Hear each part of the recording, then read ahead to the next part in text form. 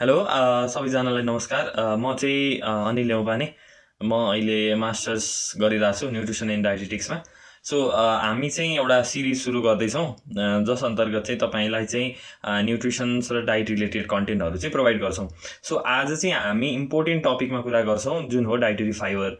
हामी सबैले सुनिरहेका छौँ कि फाइबर भनेको के हो, फाइबर खानुपर्छ भनेर चाहिँ हामीले सुनिरहेका हुन्छौँ। तर के हो त फाइबर भनेको, के काम गर्छ, यसले कति खानुपर्छ र कहाँबाट पाइन्छ भन्ने कुराहरू चाहिँ इम्पोर्टेन्ट हुन्छ। फर्स्टमा जाउँ, के हो त डाइटरी फाइबर भन्ने हिसाबमा जाउँ। सो डाइटरी फाइबर भनेको चाहिँ यस्तो एउटा कार्बोहाइड्रेट हो जसलाई हाम्रो शरीरले चाहिँ पचाउन सक्दैन। अब यो कति प्रकारका हुन्छन्, यसले के काम गर्छ भन्दाखेरि अब हामी जाउँ यसको प्रकारमा। यसको मेनली दुईवटा प्रकार हुन्छन्। एउटा चाहिँ सलुबल जो घुलनशील हुन्छ र एउटा इन्सलुबल जो अघुलनशील हुन्छ। लाई चाहिँ कसरी बुझौँ भन्दाखेरि जो घुलनशील हुन्छ त्यसले चाहिँ अथवा जस्तो सलुबल हुन्छ त्यसले के गर्छ भन्दाखेरि तपाईँको शरीरमा भएको खराब कोलेस्ट्रोल भयो, अनि त्यसले तपाईँको ब्लड सुगर म्यानेजमेन्टमा पनि सहयोग गर्ने भयो।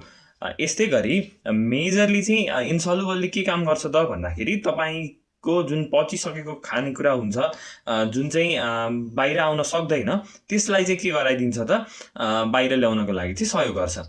अब हामी सबैले चाहिँ के एउटा मिथ छ भने, हामी सबैमा के मिथ छ भने हामीले के गर्छौँ भन्दा हामीले चाहिँ यो गाजर भयो, मसँग यो बिटरुट छ, अनि मसँग छ केही सागहरू छ, गाजर भयो, मुला, काँक्रो, सबै कुरालाई चाहिँ एउटा प्लेटमा राख्छौँ। त्यस पछाडि चाहिँ हामीले हामी कति धेरै फाइबर खायौँ भनेर अजुम गरिरहेका हुन्छौँ। तर मेजरली डाइटरी फाइबरको सोर्स भनेको चाहिँ ग्रेन्सहरू हो र लेग्युम्सहरू हो। भनेको ग्रेन्समा बुझ्यो भने चाहिँ सिरियल्सहरू भए, स्युडो सिरियल्सहरू भए, अनि लेग्युम्स पल्सेसहरूमा चाहिँ सजिलो गरी बुझ्दाखेरि दाल तथा गेडागुडीहरू भयो है।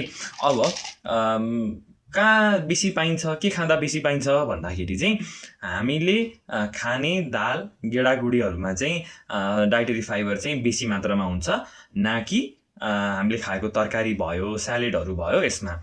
अब यसको अर्थ खाँदै नखाने त्यो मात्र खाने त्यो पनि होइन।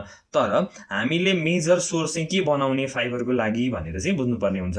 सो अब हामीलाई कति चाहिन्छ त भन्दाखेरि हाम्रो वयस्क मान्छेलाई चाहिँ दिनमा सरदर 25 ग्रामदेखि 40 ग्राम फाइबरको जरुरत हुन्छ। अब त्यो भनेको कति हो भन्दाखेरि तपाईँ एउटा सजिलो गरी बुझ्दाखेरि मानौँ यो 100 ग्राम चना हो भने, यो मानौँ 100 ग्राम चाहिँ चना छ भने यसमा